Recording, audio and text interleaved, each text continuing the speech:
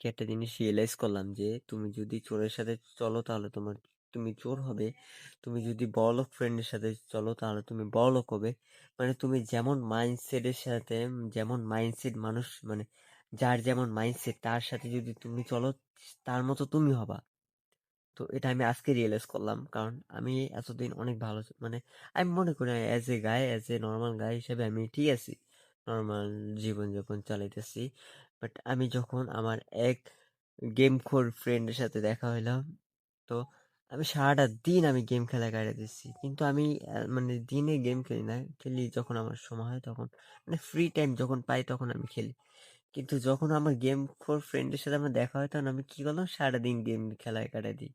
আর যখন ধরো অন্য মাইন্ডসেটে মানে অন্য মাইন্ডসেট লোকের সাথে দেখা হবে বা ফ্রেন্ডের সাথে দেখা হবে, তখন আমি ও যা করে আমি নর্মালি তার মতো আমি দিনটা কাটাই দিই। মানে তুমি যদি চোরের সাথে চলো তুমি চোর হবা, তুমি যদি বড় লোকের সাথে চলো তুমি বড় লোক হবা।